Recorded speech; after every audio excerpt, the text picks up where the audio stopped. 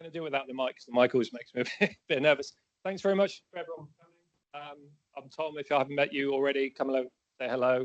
Thank you for Ben and for arranging and for organising and hosting and everything else. It's a bit strange because we have the name tags done. We've done it on Meetup. Essentially on Meetup, there was about 80 people signed up and 50 were new people. But all the name tags are still downstairs. So I'm not quite sure if this is your first time or your third time, but if it's your first time, well, third time, thanks for coming back. Yeah, as I said, I'll hand over now because I haven't got much else to say, but thanks very much for coming. Thank you for Ben, thank you for Cefe, and enjoy the talks.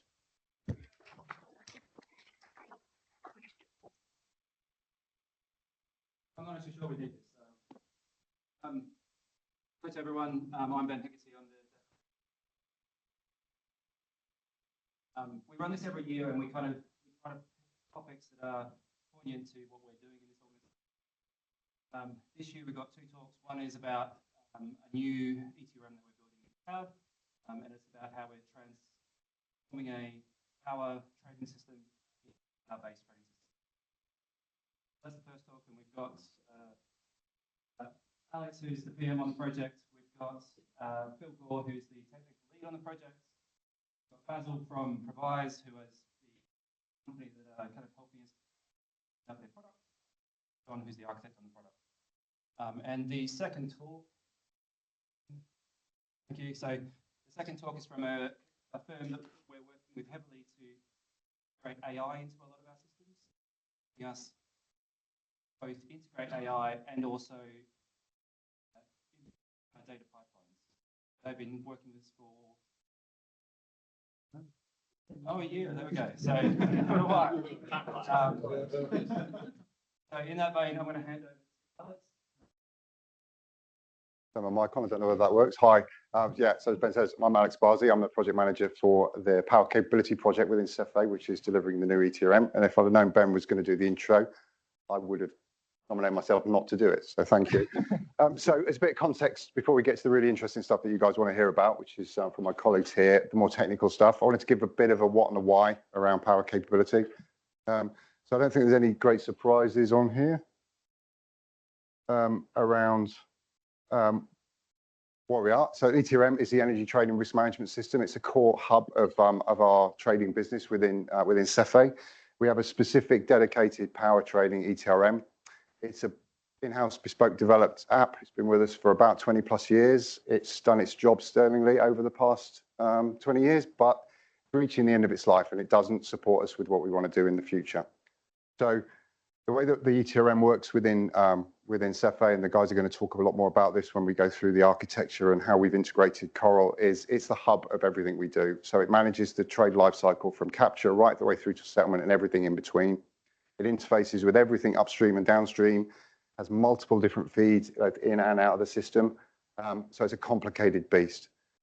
As with all things with the energy transition and as power trading is moving forward, we've got a lot more volume in trading activity within power. We need to be faster, we need to be more accurate, we need to be flexible, we need to be scalable, and our current system just doesn't do that. So we went out a couple of years ago to say, what could we do to replace our incumbent ETRM? After quite a long RFP process and selection process, we chose Provise. So I'm delighted here to give you guys a bit of an insight into that product. As you're going to hear, as Ben's already said, it's a SaaS-based platform. Generally, Cefe is an on-prem solution provider. So we develop the vast majority of our apps in-house on-prem, and they're all serviced from there. That has some challenges.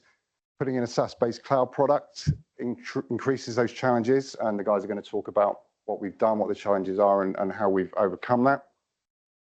So we wanted a cloud-based solution. We needed it to be scalable. We needed it to be flexible and adaptable. That's why we chose Provise. And one of the things that came through very strongly with Provise as part of the RFP is their collaborative customer-based approach. And you're going to hear how the Coral product supports that through its flexible APIs and ability to scale with that. Alongside this transformational journey for the Power ETRM, we're also taking the opportunity to introduce what we call the data backbone, which is a fundamental shift in the way we process data through the organization. John's going to talk about that. So without any further ado, I'm going to hand over to John, who's going to give you a bit more information around the technical landscape, and then we'll work it through. Thank you. Right, is this thing on? It is. Right, so yes, putting a new ETRM in the cloud, how hard can it be? It turns out quite hard for a couple reasons. Before we get started, just so we're on a level playing field, what is an ETRM system? ETRM stands for Energy Trading Risk Management. It is the system of record for your trades, and it is responsible for managing essentially the deal life cycle of all of the deals. I'll put a load of things on the list. I'm not going to read the slide out, but basically it is for managing your trades. It's not for performing trades. It is a very complex system. As Alex said, it integrates with an awful lot of the IT landscape. There we go. So ETRM, typically the system will sit as the hub of the wheel in your IT landscape. I don't know how many of you work with ETRM systems.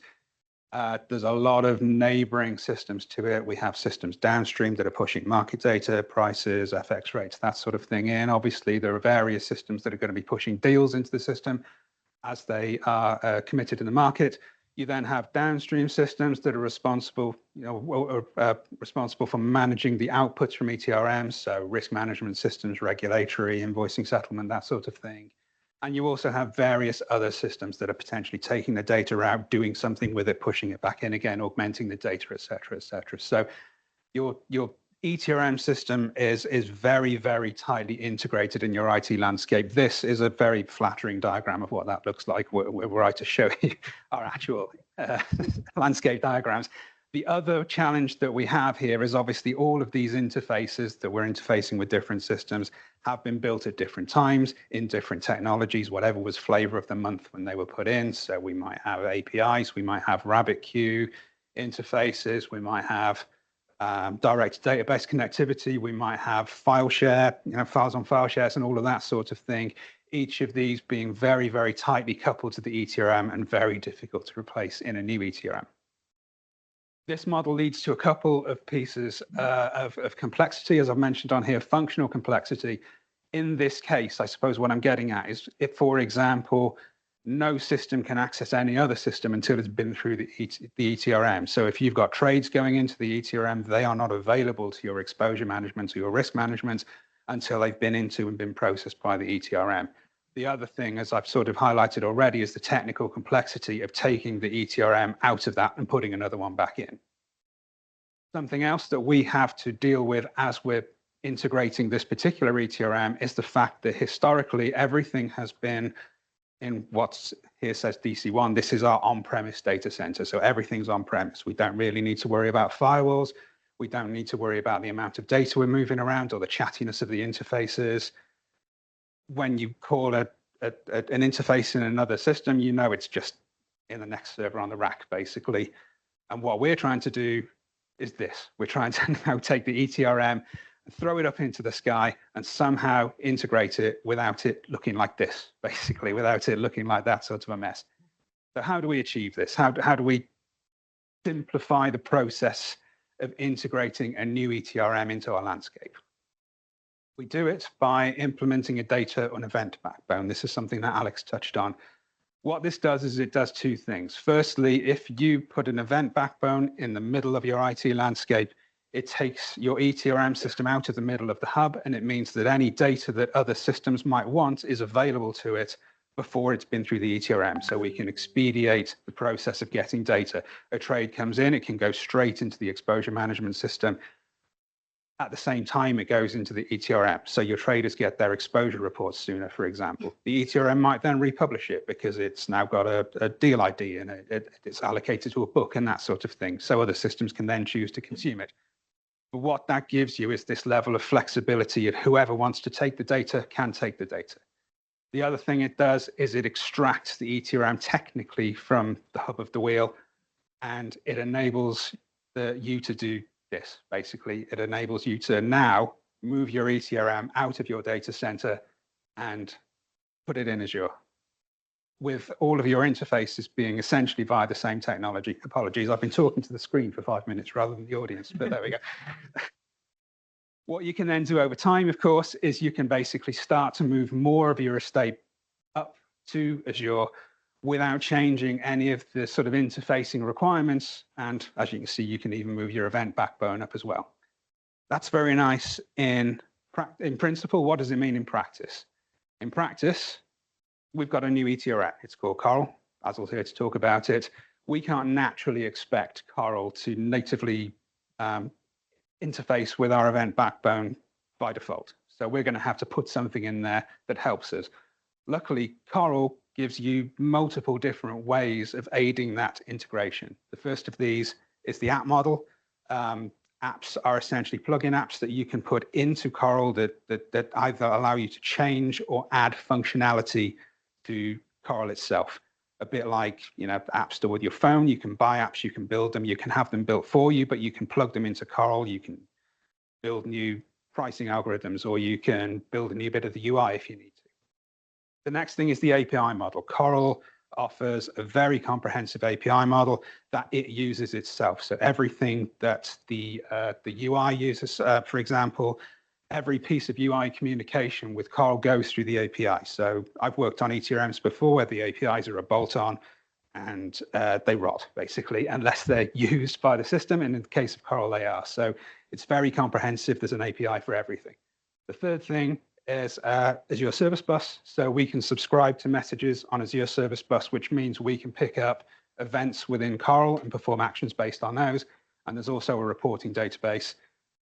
So this is separate to the Coral database. It allows you to pull essentially output data from your ETRM out much more easily, and it's sort of structured in a way that makes better sense for reporting. So what did we do? We implemented an integration layer in between, into which we built what we called adjacent apps. And these adjacent apps essentially communicate with our event backbone and with Coral, and can either take stuff off the backbone or push stuff on top of the backbone using the most sort of appropriate Coral technology. So for example, if you're pushing a deal in, there's an API for that, dead straightforward. In the case of Coral, if an invoice is generated, then you can subscribe to an event on the service bus, maybe query an API to pull some APAR data, push it onto the event backbone, and that goes back down on-prem into your finance systems. So this enables us to use one route into Coral and one sort of interfacing standard, and essentially decentralize the ETRM from the estate and make it much more straightforward. Finally, as you bring other systems on board, consolidated exposure, for example, is another initiative we've got going on at the moment that can subscribe just to the data and event backbone, consume data from it. You don't need to worry about building more interfaces into other systems. It's just all already there. I think that's everything I've got. So with that, I'll hand over to Basil. Thank you.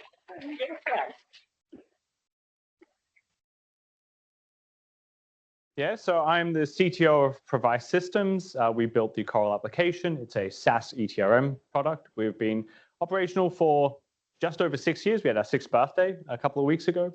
So I wanted to talk with everyone about how we have engaged with Cepheid to try and deliver them a replacement ETRM system for their digitization. So it's been talked a little bit about some of the challenges that Cepheid have faced over the years and in replacing this legacy system, how they need to grow, how they want to decentralize and move away this ETRM system from being the kind of glue in some aspects. And what we've tried to do is build a system where we focus on the core ETRM functionality. So these are the things that are the same for every customer. There are certain aspects of deal capture, of settlement, of invoicing, which are consistent across the energy trading business. So that is our primary focus as an ETRM vendor. We do understand that every customer of an ETRM system has their own business requirements. They have their own special use cases, the way that they do things. Sometimes they are unique to their geographies. Sometimes they're unique to the fact that they've been around for 20 years and that's just how they've done things in the past. Not necessarily the right way, but it is the way that they're doing them, right?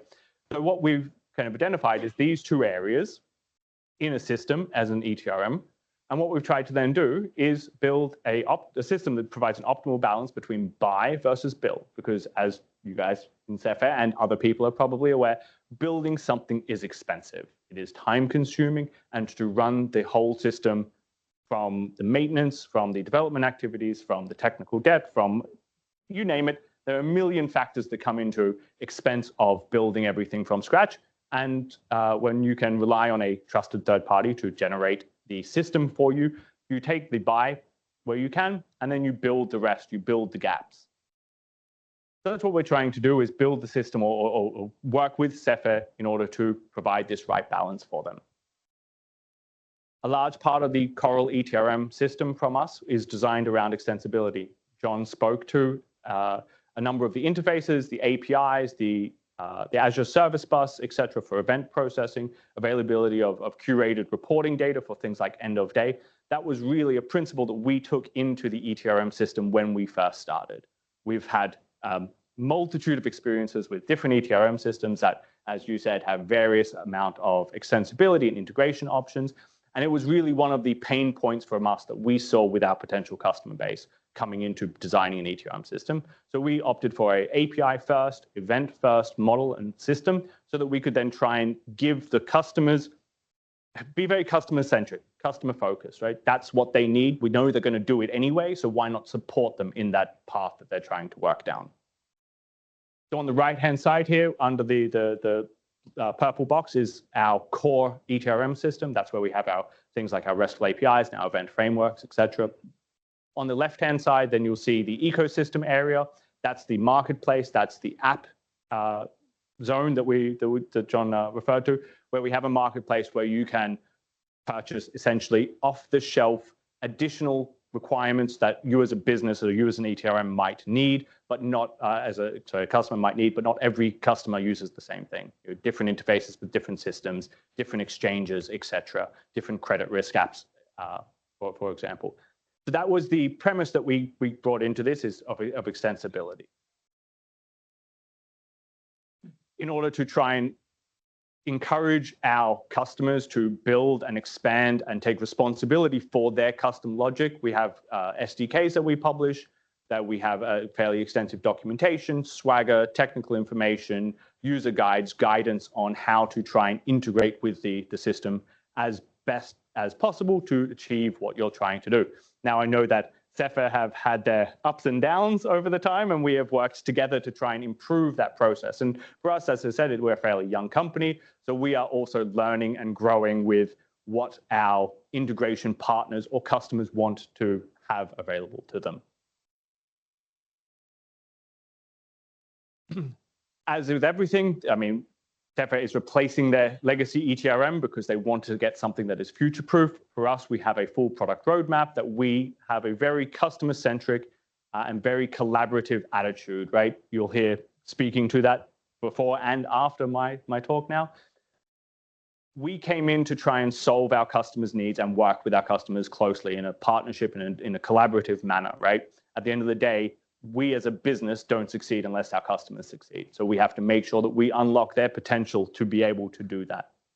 That covers both a functional roadmap, so new markets, you know, oil, power, natural gas, LNG, agricultures, different kinds of products, reacting to market changes like moving to 15-minute market changes, different exchanges, different locations and regions, so US and Asia and APAC as locations, but also a full set of technical roadmap items. So we're moving towards fully Kubernetes, becoming at some point cloud agnostic is you know, a often thrown around term lately, especially with the chaos in the US.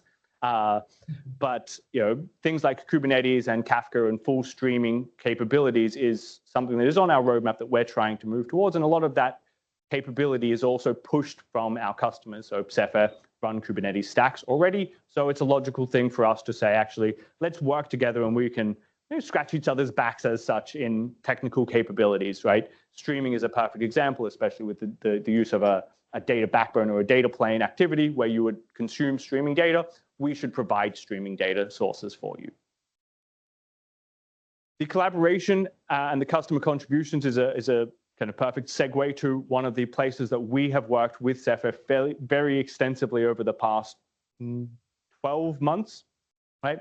So during the project phase, there was a segment of the project that we were undertaking performance evaluations and benchmarking. So Cepheid wanted to make sure, you know, partway through the project that when we talk about 5-10 years into the future, they're not going to get questioned as to why the problems that they tried to solve by moving their ETRM are not going to come up again.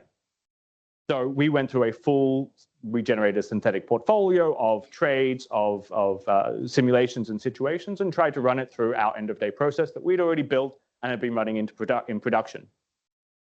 Turns out that the portfolio that Cepheid wanted to simulate is very different from one that we've ever seen before. And so on the first hurdle, on the first step, we ran into some problems.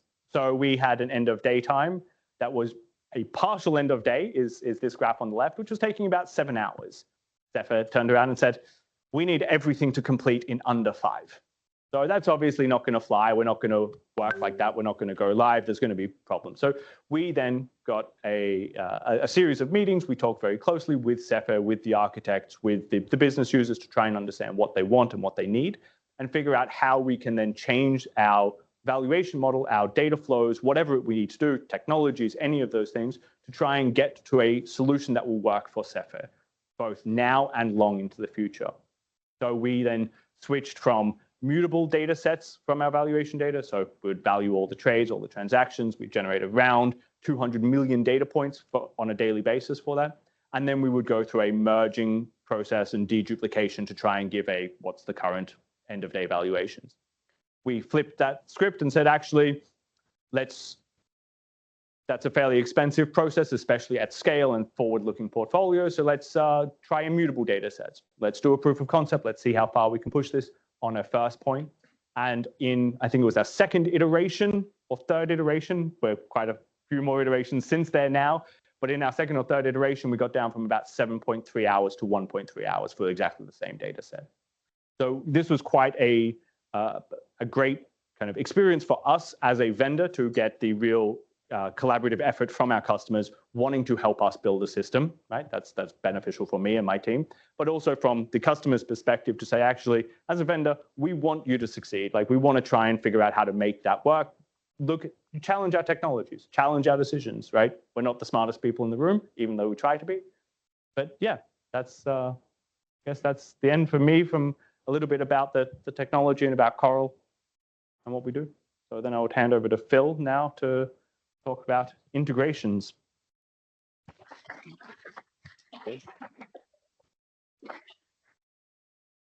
Yeah, thank you, Basil. So yes, I'm just here to talk to you about how we have kind of solved the problems and the challenges of integrating Coral with all of the existing systems. Kind of like we've kind of said, to recap, we've got a legacy ETRM. It's been around for a very long time, and it interfaces with a very large number of different systems, some very small systems, some very big systems, and that has an impact on a very large number of teams, across both IT and the wider business. And obviously the challenge is to kind of slot Coral in there and allow those systems to continue working successfully. And the additional challenge is that, we're only migrating a part of the Power portfolio into Coral to begin with. So for a period of time, each of those systems needs to interface with both the legacy ETRM and the new ETRM Coral that we're trying to implement. So kind of to recap a little bit, this is kind of similar to one of the slides John showed us before.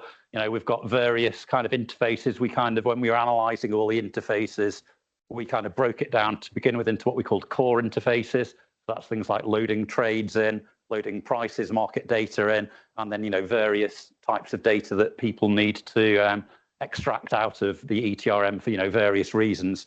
In reality, obviously, this is a massively simplified diagram. In reality, it's a little bit more like this, which is still massively simplified, but there are multiple systems that need to be able to book trades or amend trades. You've got things like various reports, reconciliation tools, end user tooling, that need to use the data, and also the other data that was on there before, things like the exposure, the P&L data. You've actually got multiple consumers of that, lots of different systems, different people, different teams that need to use that data for different reasons. So in terms of kind of solving this problem and building the new interfaces, we kind of came up with kind of a few different designs for how to do this. And so I'm just going to take you through some of those. So first of all, for loading data into Coral, ultimately, because we've introduced this new data backbone at the same time, what we've basically set up is so that any of those systems can publish data to the data backbone. We have a new app that we've built that consumes that data, and then we, quite simply, we just call the Coral API to load that data in. Now, depending what we're doing, there could be more than one API. We might have to do another API call to Coral to get some data out. If we need to transform the data, map the data so we can load it into Coral. But essentially, it's just that, really. We're just doing the API calls. And, like we said before, because Coral has such an extensive range of APIs, basically, if you can do something in Coral through the UI, then, there's an API for doing it. The second thing here that, the guys have touched on previously, we're able to extend Coral functionality using apps. And there are many apps available already that are either built by Provise or by third parties, or we can build our own. So actually, right now, I don't know, Alex, how many we've got, about 20 apps, I think, in total, something like that. They are a mix at the moment of ones that, Provise have built, or ones that at the moment Provise have built kind of for us. At the moment, these are kind of restricted. We're only using these apps for things that don't need to interface with other systems. We kind of took a decision early on in the project that we kind of wanted to have some network segregation so that kind of nothing in Coral could talk to any of our other systems that are on-prem. So that's why we've kind of restricted this to, things like, if we want to add additional validation into Coral, or, a user updates one field, and rather than having to manually update 5 other fields, we want to, automatically update those fields, based on certain rules, that kind of thing. Anything that we need to interface with Coral that we do want to, communicate with other systems, we've kind of built as what we call Coral adjacent apps. So these apps are still in Azure, but they're kind of separate to Coral itself, and they do have access to the other systems that they need to interface with. So we kind of see some of those on the next slides. So yeah, the next thing here is, when we need to send data to other systems, when that's event-based data, again, this is quite a simple model, really. Coral, like the other guys have mentioned, any events get published to the service bus. So that's things like trades being created, trades being updated, an invoice being created, a report has finished running, that kind of thing. All of those are published to the service bus. So we have one of those Coral adjacent apps that essentially listens to that service bus. So those service bus messages do contain quite a lot of data, but they don't always contain everything that we need. So, we might have to do additional API calls into Coral to get some additional data out. Then we publish a message to the backbone, and that then means that any other system that needs that data, that's interested in that data, they can just consume the data from the backbone. Now, we've used this for things like reg reporting, that interface. We've used it for the invoice data, for flowing that to the other downstream systems that need it. So yeah, that's that one. The next one, it's kind of the more complicated one, is for the reporting data. So most of the reporting data, like Basil was talking before about the P&L data, you're talking millions of rows, tens of millions, possibly hundreds of millions of rows of data. That is too big to extract using API calls. So actually what we're doing for that, we kind of use the same as the approach on the previous slide. Coral publishes an event when one of the end of day reports completes. We have one of the Coral adjacent apps that listens to that. It then publishes a message to the backbone. We've got another app on-prem that essentially just then triggers an ETL process that copies the data from the Coral reporting database in the cloud to we have an on-prem Coral reporting database. Now, the reason we do that is because most of our other apps are still on-prem. We don't want, every app that needs this big end of day data to be, jumping between on-prem and Azure to download hundreds of millions of rows of data. So the idea here is we do it once, and then, we bring it on-prem, and anything else that's interested in that data can then use that data from that place. And then actually, once we've got that data in place, we share that. We've got various ways we're doing that. We've got various kind of push or pull. For some of the bigger systems, as soon as our ETL finishes, we just trigger another ETL, to push that data into the other systems. Some of the systems that pull the data, we have like a data gateway that's an API that is already used in the existing ETRMs for people being able to get data out of the ETRM databases. So we've implemented that for Coral. Some of the systems kind of more on the tactical side, they are at the moment getting the data directly from the database. We do want to move those towards the data gateway and the API as soon as we can. The thing we were clear we wanted to do with this, one of the problems with the legacy ETRM is that for a long time, a lot of systems, a lot of people have had direct read access to the database and then can essentially build whatever they want. With this, we're trying to restrict it. So, they're just calling it, a predefined stored procedure rather than, just being able to get whatever they want. And, we have a lot more awareness in future of what people have and, what they're using Coral data for. So that's kind of it on the high level designs that we've used. I just wanted to list out some of the challenges we've encountered and kind of how we've dealt with them. So first of all, as we've mentioned, Coral has a very extensive API. The problem we've found in some cases, obviously the API is very much geared around the UI. And if you're needing to, get kind of quite a wide ranging data set, you don't necessarily get it from one API call, so sometimes you have to do multiple API calls and have, conditions in there to say, well, if it's this sort of trade or it's got this sort of data, then we know we have to do this API call to get this data, and then we have to glue it all together. So that can be a little bit challenging sometimes.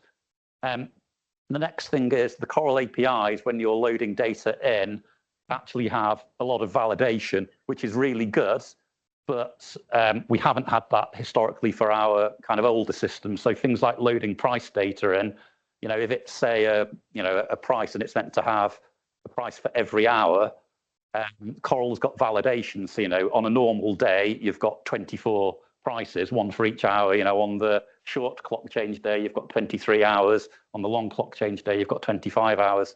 Some of our old data, I think, everyone has learned to live with that data. So, we've kind of got bad data that everyone can handle, but obviously we try and load that into Coral and it rejects it. So that was a bit challenging. For some of these, we had to kind of create new kind of corrected versions of this data that Coral would then accept.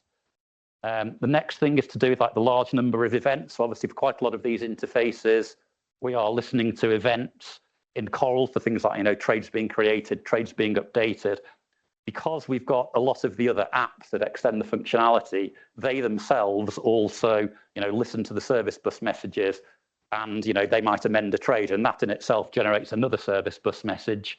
And that can mean, if we have an event, say for reg reporting, that's listening to events, and then for each event it's doing, API calls to get data out of Coral, you can end up getting, a large number of events for the same trade in a very short space of time. And then, you have problems like, well, especially if we're listening to these messages and processing them in parallel, what happens if, message number 4, you start processing, and in fact, maybe you finish processing that before you finished processing message number 1. So, kind of challenges like that you've got to work through and, work out how to handle that for the best so that doesn't cause problems. The next thing is migrating trades from the legacy ETRM. So, we're not just implementing a new ETRM and kind of starting from a blank slate. We want to migrate, parts of the portfolio into the new ETRM. And actually, we didn't want to build something, completely standalone that was only used for the migration. So we were kind of clear quite early on that, the interface we were building that allows other applications to load the trades into, load the trades into the ETRM going forwards.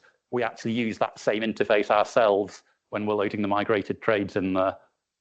And then, the last thing I wanted to talk about is, similar to what Basil mentioned, the end of day report performance. Like Basil said, we work very closely with Basil and the other guys at Provise to optimize that. But actually, we didn't only have to optimize that inside Coral, all the downstream side of that we needed to try and optimize as well. That was quite a challenging process to go through. And kind of lastly, I just kind of wanted to talk about what's coming next. So as I mentioned before, at the moment, we're only moving part of the Power portfolio into Coral. As we move more of the Power portfolio into Coral, there will be more interfaces to build. Also supporting multiple legal entities. So kind of the interesting thing about Coral is when you have separate legal entities, each legal entity is essentially a separate instance of the application. So, if you have an environment, say your production environment, and you've got 3 legal entities, it's as if you've got three completely different coral systems. So, we've got to design our interfaces around being able to handle that. I think, some of the interfaces are quite well placed to handle that already. Some of them, we've got a bit more work to do to get them working when we have multiple legal entities. Kind of the next thing is, I think Basil mentioned this for Coral itself, using Kubernetes to get some, good scalability. We want to, get the Coral adjacent container apps that we spoke about. We want to get them in Kubernetes so we get some scalability as well. Yeah, the next thing as well is, more of those interface components. Obviously we spoke about, other systems in Cephe, moving up to Azure and how that's handled. Obviously, some of the components we've built on the interfaces, we want to get those up into Azure as well. And kind of lastly, tech debt. Obviously, this is a complex project, implementing a new ETRM, like we've mentioned. It's fast moving. There's a lot of moving parts. Obviously, we've tried our best to do things in the best possible way. But, obviously, we have got some elements of tech debt. Hopefully nothing too big and scary. But, yeah, we need to try and tackle and remove some of that tech debt. And that's it on my side. So I'll hand over to Ben. I'm not sure which Ben.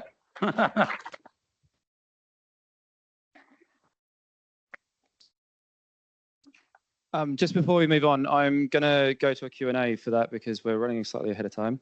Does anyone have any questions that they would like to ask the team? I have a pro box, apparently. So I'm going to talk into it, please. I have a question. How did you choose? Sorry. It's a microphone.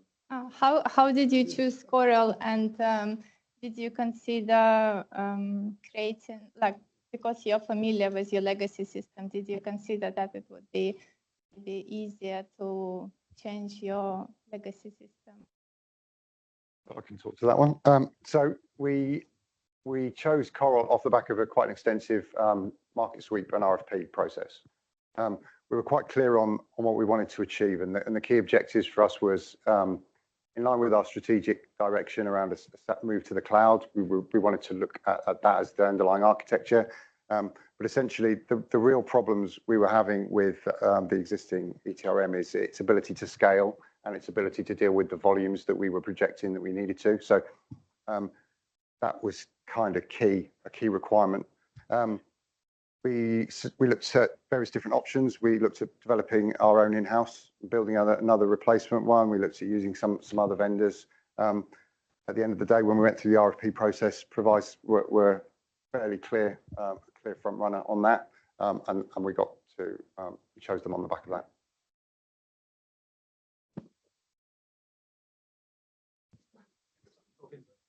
Hello. Hi.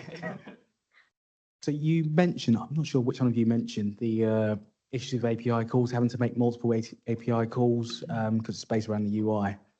What sort of solutions have you thought about resolving that issue? Because it looks like you built UI first, built APIs, and you're using the APIs. But we've got solutions like GraphQL out there that could help you make these queries. Is it something you've considered? Yeah, so I guess that's directed mostly to me. Yeah. So I would, just to clarify, the UI wasn't built first, but I can see that, from an end user perspective, it can be seen in that way, right? It's just the UI is built around the APIs at the end, right? So the UI is for us a consumer, just like Cephe is a consumer of the data. We're very much trying to be an API first. We have prototyped GraphQL once before, decided that it wasn't the right time for us during our growth of trying to build out functionality in the system. It comes up every now and then for reevaluation. We are still working hard we're never going to be feature complete, but we're still working hard to have a good enough functional footprint that we can start experimenting a little bit more with technical solutions for those areas. Thank you.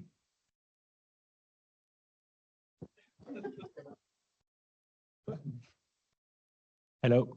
Thank you very much for the presentation. I was curious about the data segregation when you've gone into the cloud. And I guess one core question around that was to understand if Coral is an application that's being deployed into the Cephe real estate and is the same for every customer separated, or earlier you said it was a SaaS service, so is it something that's basically shared and everybody gets a piece of it from wherever they are? So that's a good question. So one of the key components for us was as the move to the cloud, security was very important. So Provise or Coral is a vendor hosted service, but we didn't want that. We wanted our own hosted estate. So we have established Cephe Azure infrastructure, and we run Coral within that, but it does operate within its own Cephe cloud. John, is there anything else you want to expand on that? Not massively. Sorry, excuse me. Provise offer 3 models. So they offer multi-tenanted SaaS, single-tenanted SaaS, so you can have your complete own instance of Coral, or the bring your own cloud option, which is the one that we took. So that for us gave us the level of security. What we've done is we've given it its own subscription, which means we can then give Provise the ability to go in and do maintenance sort of without exposing our entire kind of cloud infrastructure to one company. And another point being that the reason that we segregated the adjacent apps that Phil was talking about from the Provise apps means that we can then grant access to our own data center to the apps that we've written that live next to it, while sort of anything that's not that we don't trust Provise, but you can get third-party apps and things that you can build into Coral. It means that we can keep them sort of segregated from our own on-premise data center. Thank you. Makes sense? Okay, hi. So I would imagine there will be quite a lot of challenging you host your data both in the cloud and on premises. And do you actually duplicate your data in 2 places, or the data always sit in one side, not the other side? Are you going to find there will be like duplication or out of sync problem? So this is one question. Another question is, I see one of your slides there says, at the end of the day, you transfer large volume of data from the cloud to your on-premises to process. Have you ever thought about to just use one database to have a read-only mirror, just mirror on the side? Yeah, so got to that. Phil and John could probably chip in, but so yes, we do. There is a replication of the reporting data onto the on-prem. We tried to sort of talk around that in the slides, but the logic and reason for that was that we wanted to protect lots of traffic going into the cloud, because to keep the costs down, and also keep the security in line. But also one of the key challenges, and Phil talked about this, was we had 20 years worth of people and applications and processes interfacing directly with the current ETRM database. And we didn't know what they all were. So we needed to get to a point where we could actually provide a centralized on-prem source that would allow people to access it in a controlled and structured way. But as we transition further into the cloud, then Phil also put in the slide that will move up, and we won't have this duplication. So this duplication was there to get us over the initial problem of how do we protect the Azure estate, but also make sure that we are in control of who is accessing what data and when. Yeah, but when you have duplication, do you have the problem about synchronized? Because you can't guarantee the network's always connected, always stable. So there will be chance that it's been disconnected and they will be out of sync. So how do you resolve? So, I mean, that Coral, the reporting database is a snapshot of data at the end of the reporting. So it's copied over at that point, and we've got controls on the ETL. Yeah, I would say it's just once a day. It's not like it's a live. Yeah. Coral itself. Thank you.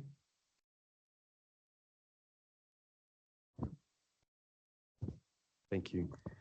I just wanted to ask for some more details about the technology behind the data backbone. Right, I suppose that's me. It's a good question, and it's a very good question because it has a more complex answer than you might expect. We initially prototyped it on RabbitMQ, and the reason for that is that we used RabbitMQ an awful lot within the organization, and it was a very quick and easy way of us having a go, basically, when we were just sort of playing with the idea.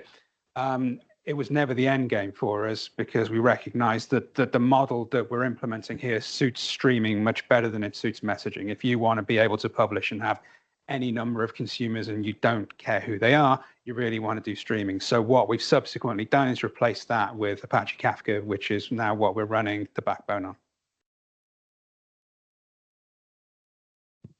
Okay. Did you have problems with messages being processed out of order by moving into a data bus style thing rather than going directly into ETRM? What kind of monitoring and rollback processes did you have available when you started to bring things live? Again, another good question. An awful lot of it was message based. So in the early days when we were building this, and some of the legacy, well, I say legacy, they're not legacy, but some of the older interfaces are still running on RabbitMQ at the moment.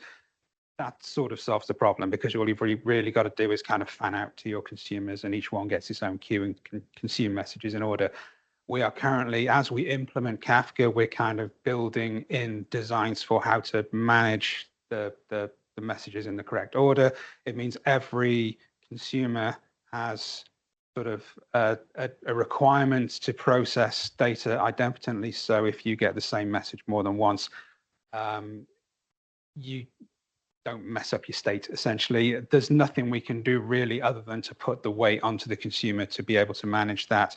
There are mechanisms within Rabbit, for example, to be able to put messages against the same entity to the same partition in a topic, which means that you can preserve the order within that. So that's another mechanism that we'll be using within the Kafka background to manage that. That answer the question?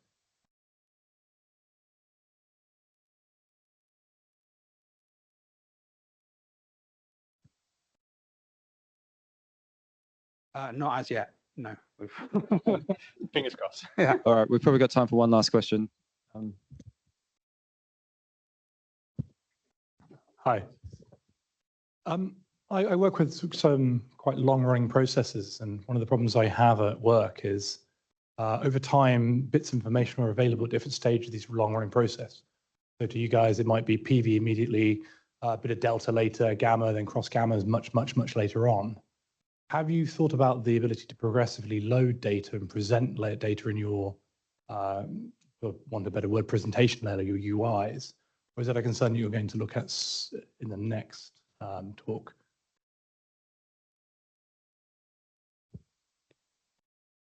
No, I don't know. So one of the things that we have looked at and haven't implemented yet is, and I suppose this is something we would have to ask Provise for, is as part of the end of day process, rather than kind of dumping it all into the reporting database and then ETLing it down, is to basically stream that. So once again, to use Kafka or some equivalent to stream the data as it becomes available, and then that enables it to consume it in more real time into either an Azure reporting database or an on-premise one. So it's things that we've looked at, but it's very much a question for the future rather than for the present, if you see what I mean. Thanks. So that's actually been something, just to finish up from the Provise side, that's been something that Cepher have been interested in, but not the only ones, right? As we move more and more in an industry to wanting real-time data and real-time everything, right? If you can get real-time one thing, you should get it all, right? Real-time mark-to-market, real-time P&L, real-time exposure, across the board, everyone wants real-time. So for us, our first point of contact is, of course, we need end of days, we need exposures, we need P&Ls, we need the base risk metrics that everyone needs. How do we then get to the next iteration that allows our customers to put all of their processing, or not be locked into that design choice from our side? So we're then heavily investing into looking at Kafka and various solutions that we can give out all of these risk metrics as and when they're available for live consumption by any downstream processor. So just to add to that, from my perspective as well, one of the key things from a project delivery perspective was we needed to minimize the impact on the wider business operation. So Cephy is a very mature business operation. It deals with multiple ETRMs and multiple commodities, all of which are existing and we couldn't mess around with. So there's been a lot of the work that we've had to do has been to integrate and maintain that level of downstream processing. So we are definitely looking at this, but it's more of a longer term vision as those downstream systems and processes change as well. That adds a bit more color to it. Cool. Thank you, guys.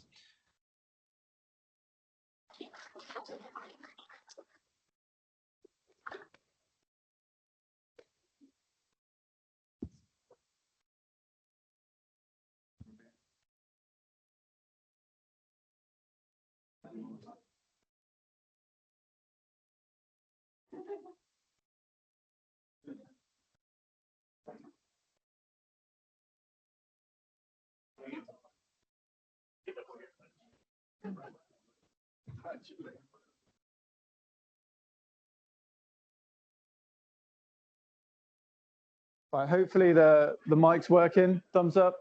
Mic's all good. Good. Thank you very much.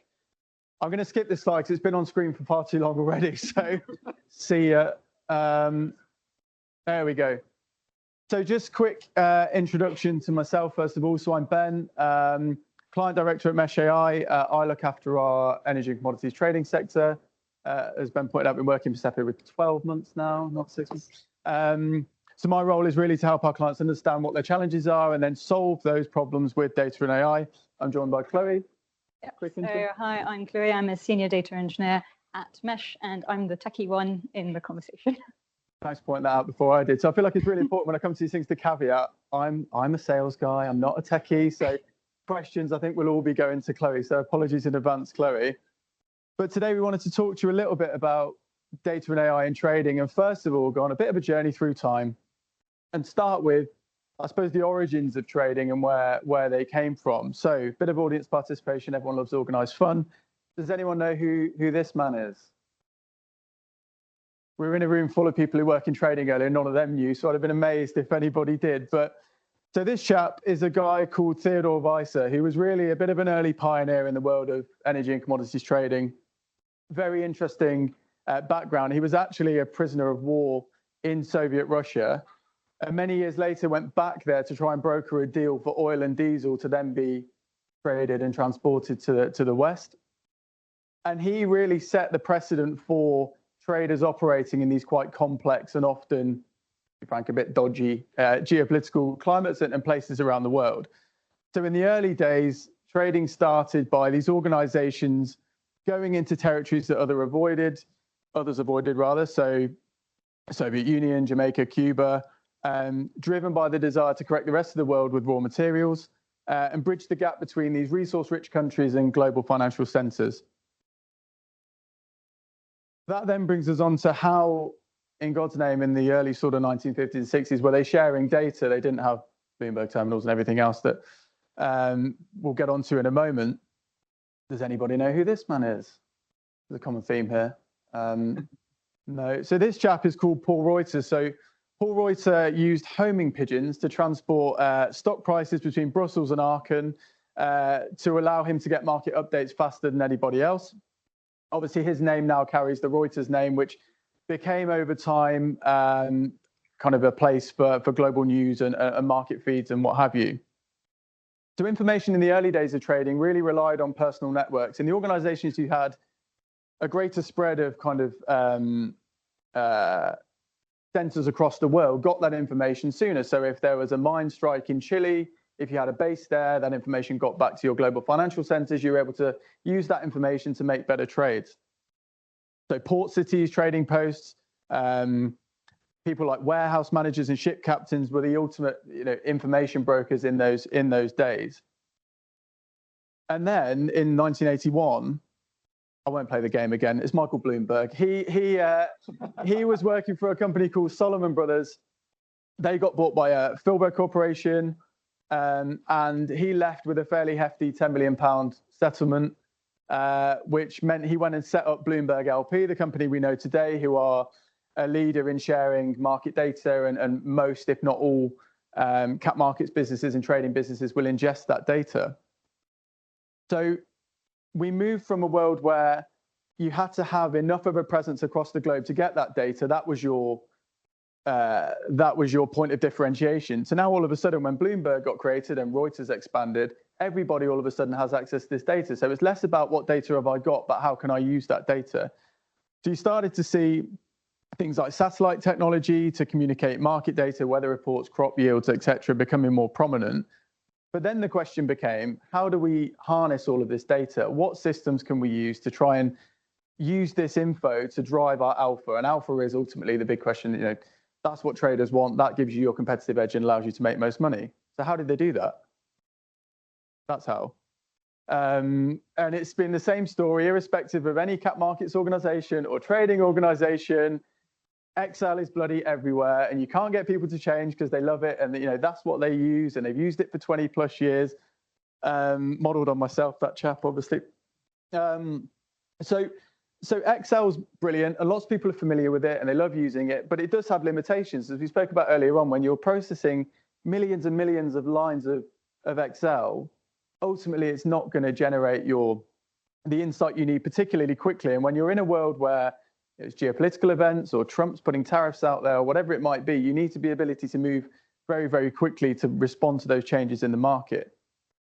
So we started to see consolidation of multiple data streams into single interfaces. Yes, Excel, I'm being slightly flippant with that, but things like Power BI or Tableau or whatever it might be to harness that data, real-time monitoring of prices and news feeds and what have you.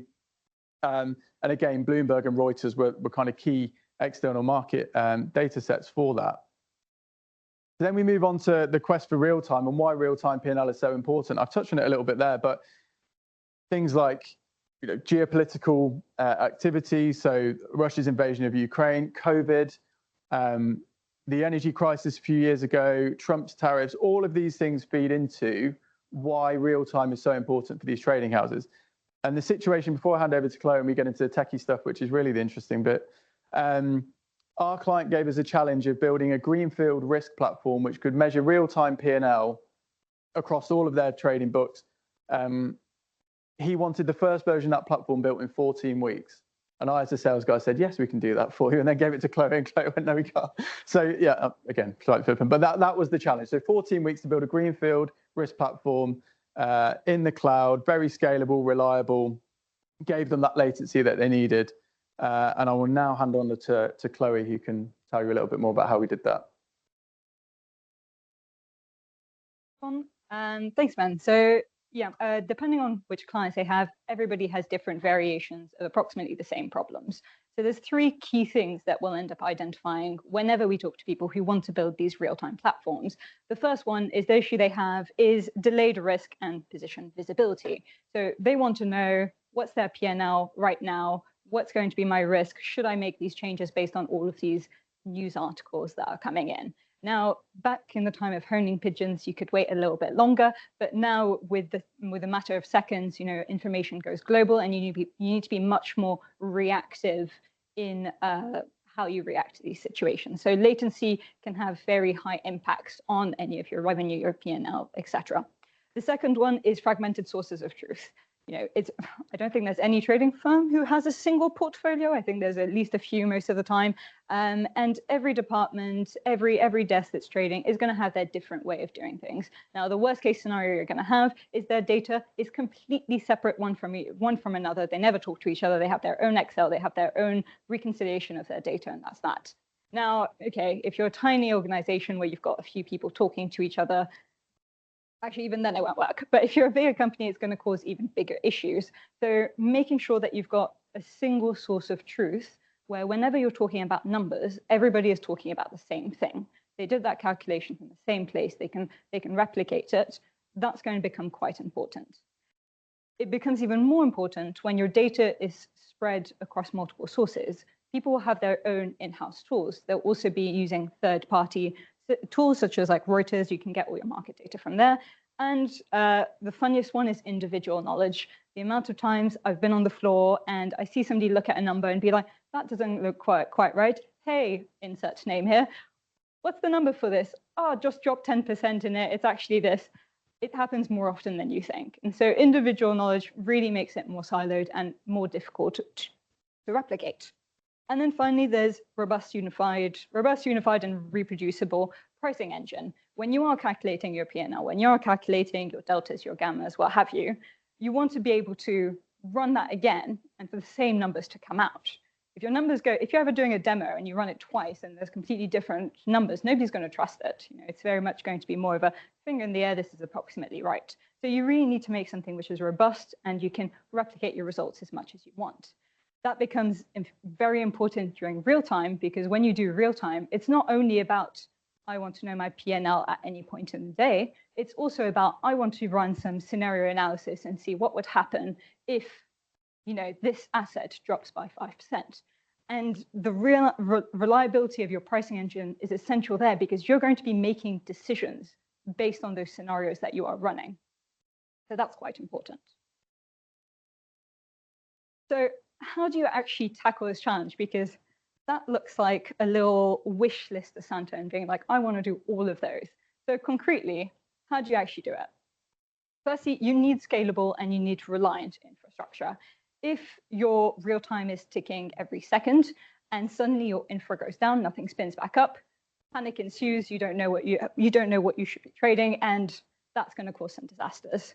And of course, scalable, because you don't want to be paying for resources you don't use. So you do want to be able to scale up when there's lots of people running these analyses, and you want to be able to scale back down when nobody is using the pods. Otherwise, AWS bills get quite expensive. I think if any of you have seen a massive bill before, yeah, that you make the mistake once, you don't make it twice. The second thing is having an open risk engine with asset-specific configurations. Whenever you're pricing things, whenever you're calculating your P&L, there's going to be some slight discrepancies on how you handle different assets. Now, being able to have a risk engine which does all of this compute with specific configuration is quite important, because as we said earlier, we want to be able to reproduce results. We want to be able to run this at any point in the day. We want this to be reliable. So that asset-specific configuration is going to come in very useful at that point. Third, high-performance data storage. We use ClickHouse, I'll explain why, but you need to be able to, one, scale your data storage, but you also need to be able to read your data very quickly. So if you've got millions of lines that you need to be able to ingest and compute, it can't take that long. Otherwise, most of your time is just going to be spent waiting for your data instead of actually doing something about it. So ClickHouse was made because the decision of ClickHouse was made because it's an OLAP database. It specializes in reading. That also has some connotations on when you have trades that are retrospectively updated. But if anybody's got a question on that afterwards, I can tell you how it was handled. But yeah, ClickHouse is very good to get speedy reads and be able to read a lot of data. Fourth, automated and on-demand data workflows. So we're talking about calculating P&Ls, and we're talking about calculating our deltas, our gammas, etc. Yes, you've got the end of day. So at the moment, the end of day, when we do a run for a single desk, it takes about 15 to 20 minutes to compute all the information you need. Now, that's good for like a batch process at the end of the day, but then you get into the question of real time. If you want something ticking every single second, you can't wait 15 minutes and have everything delayed by 15 minutes. So the question then becomes, okay, how do I make sure that my workflow is on demand? First thing we've done for anybody working on our team who wants to do any sort of scenario analysis is you've got a nice little UI with a button, which is simply recompute. You can see the job running. You can specify which trades you want to compute. You can even later on, we might even put in some specific multi-factor analysis, but you need to be able to recompute these values on a smaller set of trades. Now, the other thing that happens is when your trades come in, when your market data comes in, you don't want to be recomputing everything that you have because some trades won't be affected by certain asset moves. And so you need to make that smart decision making of this asset has changed, let me recompute this small subset which will be affected by it. And so instead of having a run 15 minutes at the moment, done a lot of trials on market data moving, and your updates come in every 5 seconds. Now, some of you might say, 5 seconds is great. Other you might say, you can do better than that. I think I would have said that quite a lot. Yeah, exactly. But the best way to say this is you bring up some scientific paper and you tell him, did you know that the human eye can only process about 10 kilobytes of data every second? And you're like, yeah, maybe you don't need it flashing that much because lots of number flashings, they look cool. They're not actually that useful. And then customizable front end built in React. So we mentioned the use of Power BI, the use of Tableau. They're really good for out-of-the-box dashboards that you want to create. But when you want to move into real time, you want something that's a lot more customizable. You want to be able to have a UI where this desk wants this table here, they want this graph, they want to be interact with their asset to go in XYZ direction, but this other desk actually doesn't want that at all. They just want a big red button that says, run your workflow. And so having that customization between your desks is useful, but it also opens up the ability for anybody to run scenario analysis, to recompute their P&L if need be. And so we chose React. If there's anybody who likes Vue out there, don't really know if I want to talk to you, but React is good. React is good.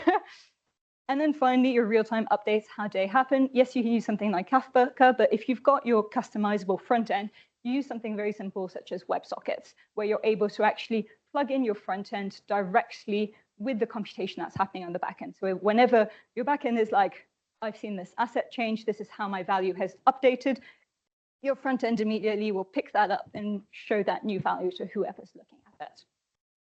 So those are kind of the 6 different ways that the challenge can be tackled. Now, of course, the answer that everybody hates, but also the most common one, it will depend on what your issues are and what you would actually like to implement. So this is a very simplified architecture diagram of part of our application.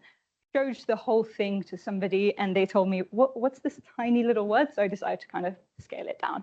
So you've got your traders, you've got your different trade data coming from CME, ICE, or internal systems, and you've got your market data, also internal systems, but also Reuters.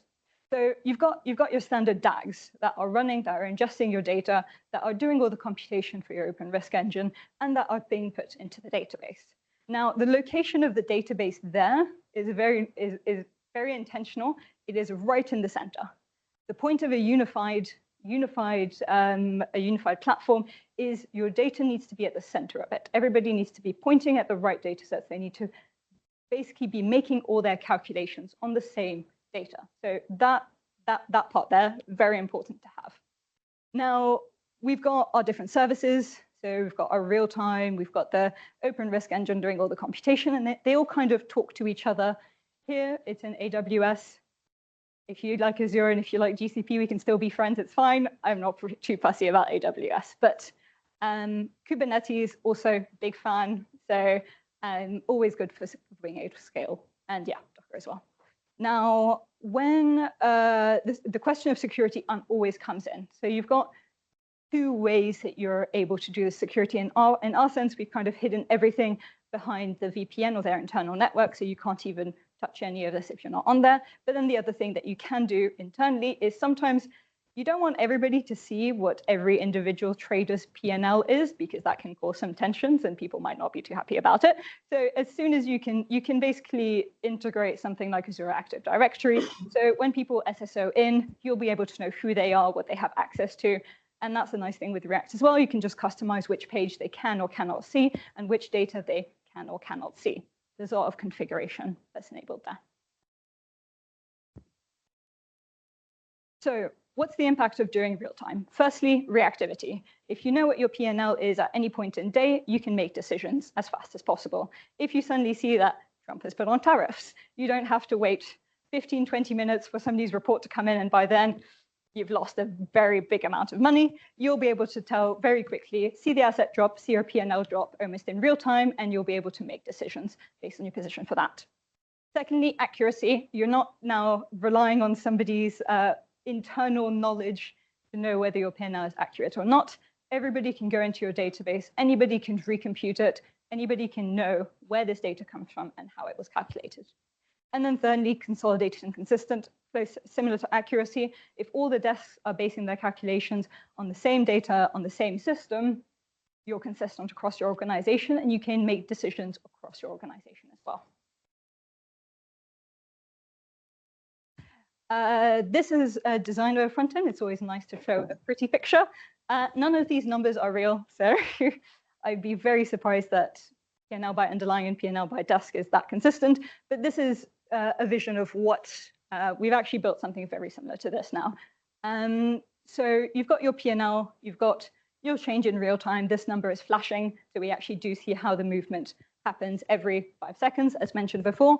You've got information on your trades volume, you've got your largest asset mover, got your close of business to know what was the most recent calculation. But very importantly, you have these graphs up here.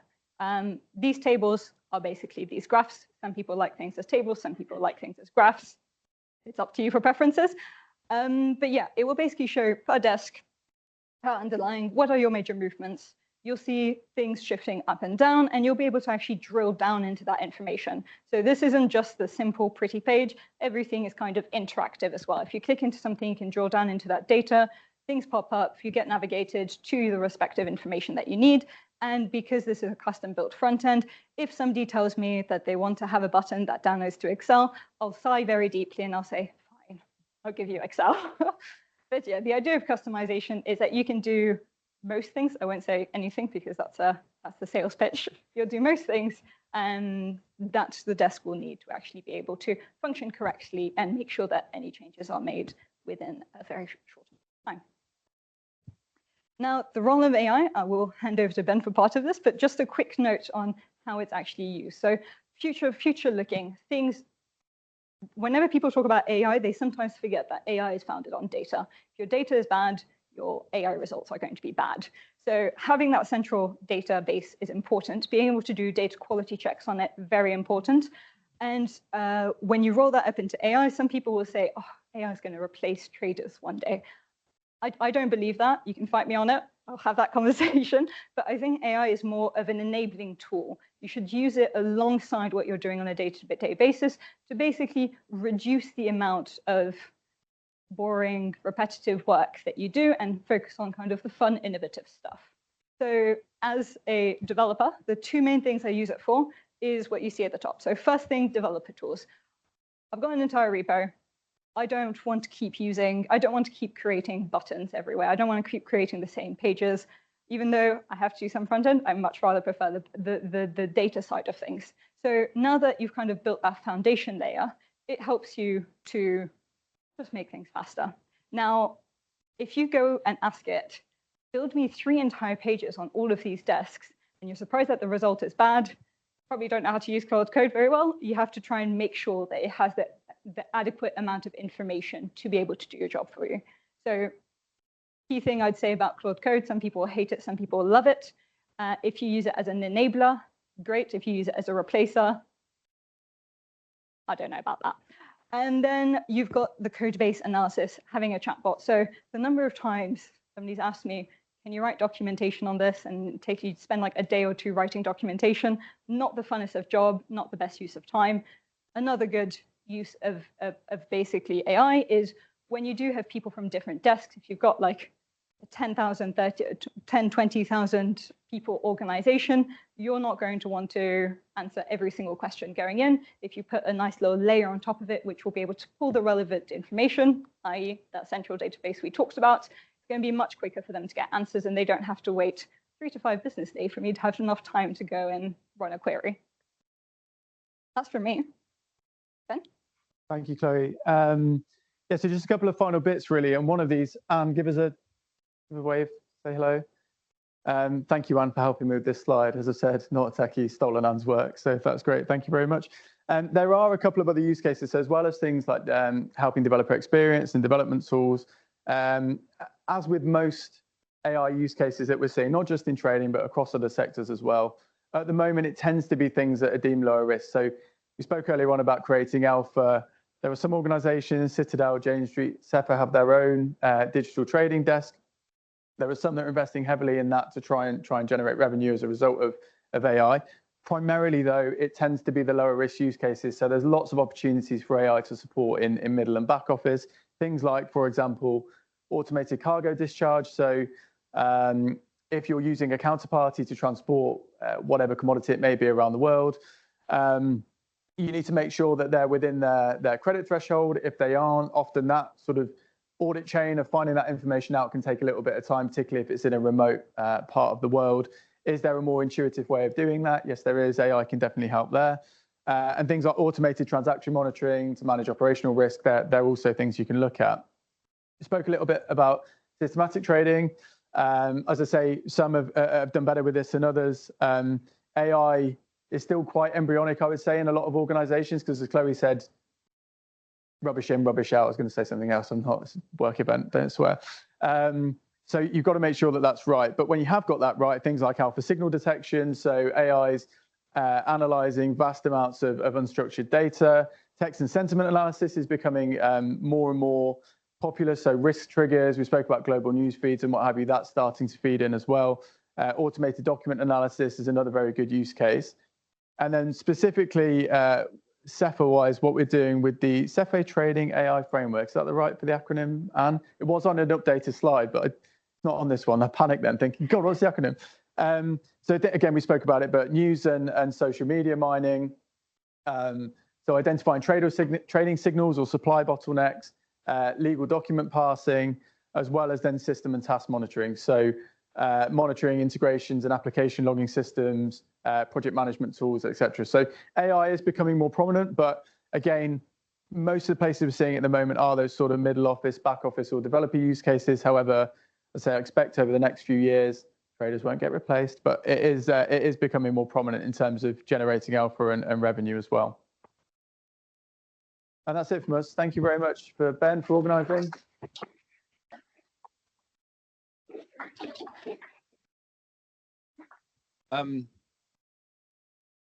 There are a few more use cases actually you guys are working with. No, I don't know how much you can share, Ben. You know, and We're pretty open, right? So you can talk about them. Like throw the mic ball to if anyone Anne has and any questions, feel free. There are a number of use cases that Mesh are actually helping us with it. They've kind of glossed over because they're probably a bit sensitive, but I don't think they're actually that as sensitive as you think they are. Okay. Noted for next time. Well, so you guys have been, the reason that ClickHouse has come up is because we've been using ClickHouse quite heavily in some of our fundamental data applications. And so that's kind of where I think this is all born out of. And so they've been helping us work with trying to build some semantic search in some of, because ClickHouse has a essentially, or, and they've been helping us build that out and build a curve-based search engine inside the ClickHouse environment. So, so there are more use cases. Next time, Ben. Next time. Next time, yeah. So, any questions for that? Any questions for Ben or Chloe? For Chloe. For Chloe. Yeah, no worries. Crikey. Okay, we are running it slightly ahead of schedule, which means food is not going to arrive for about 10 minutes. But feel free to get some more drinks and you know, wait for food to arrive. So thank you very much. Thanks, everyone.